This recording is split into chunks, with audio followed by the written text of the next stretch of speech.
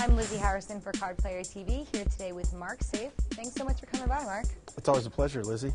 So I wanted to talk to you a little bit about building up big chip stacks at the beginning of large buy-in tournaments. It seems like the first few levels you always have a really big stack. How do you get it? Well, first of all, it's not how you start, it's how you finish. You know that. Of course. I am notorious for having a lot of chips. You're quite the starter. Yeah, but I'm notorious for blowing them, too. Well, we can delve into that later. Yeah, exactly. You know, building chip stacks is so important because the difference between being eliminated and winning a tournament a lot of times is surviving that time when you get beat. Right. So building an early chip stack basically gives you another life potentially, and that's so huge. When the blinds and antes are pretty small, how do you manage to build big pots? Well, that's actually a good question. Or is that what you're looking to do? Yeah, that's actually a good question. One of the things that I try to do, and I think most good players try to do, is build your stack without jeopardizing a big portion of it. You know, playing small ball. And, you know, I play small ball until I get to that point where I'm really, really confident that I have the very best hand and I can get my opponent to commit a lot of chips. So, you know, it's kind of tricky when you have small blinds and deep stacks. You know, it's hard to get a lot of chips in the pot, but you'd be surprised under the right circumstances with the right opponent, you'll see some goofy stuff happen. You could take advantage of that. Like, I saw people open raising for 12, 14,000 with blinds of like 400, 800. You do see that. Yeah, so, you know, you get opponents sometimes that just, they want to protect a hand and they give away so much information. Well, how do you gauge the caliber of a player's hand when they just make a huge overbet pre-flop?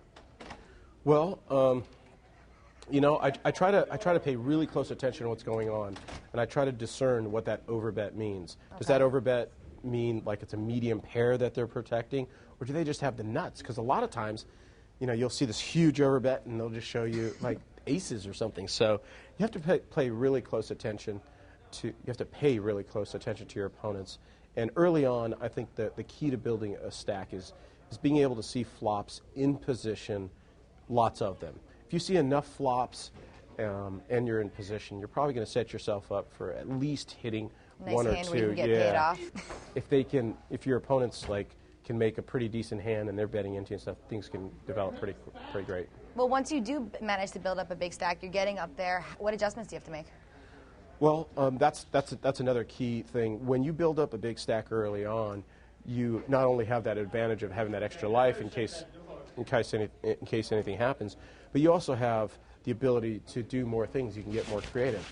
Once I have a big stack, I'm generally going to try to re-raise a lot, re-raise steal a lot, like depending on what position my opponent is in and what they've been playing like and stuff. If they're capable of laying down a hand, I'll do a lot of re-raising from the small blind or the big blind. Apply the pressure. A late position raiser. So, you know, and that's a great way to accumulate chips. And you can't really do that if you get short or if you're average chips. You need some extra chips to be able to open up your game a little bit. So what kinds of mistakes do you see players make when they amass chips early on and then they're gone before the end of the day? What do you think usually happens? Well, I can speak from experience. One of the biggest mistakes I make is I fail to recognize the ceiling, and people think that there's no ceiling. People think that you can actually just run over the table. Yeah, forever. You can just like continue to run over win a the tournament in one day. Yeah, for like 8, 10, 12 hours. And I've done a lot of work with a buddy of mine, Nick, and he's a numbers guy, and we've run many millions of hand simulations, and we see what kind of variance happens over the course of a tournament. And we've realized that you can only get about 6 times average when you hit a ceiling.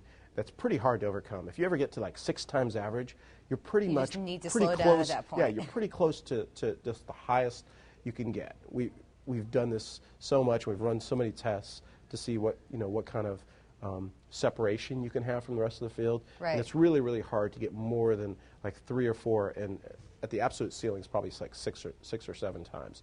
So I'm starting to recognize that more, and if I get 3x average, I'm really looking now to protect that. Yeah, to protect a little bit. I'm looking for my spots still against certain opponents, but I'm also looking to protect. And you know, it doesn't hurt to try to avoid confrontations once you have a sufficient stack. Not at all. Yeah, because things can develop around you, and the game can come to you a little bit more. I know when I push real hard, and I'm just trying to separate from the pack early on, that I obviously can run into some problems and have some issues. So I try to let the game come to me a little more when I have a comfortable stack, and I don't force it so much. Great. Well, thank you very much for coming by and talking to me today. My pleasure, Lizzie. I'm Lizzie Harrison with Mark Seif for Card Player TV.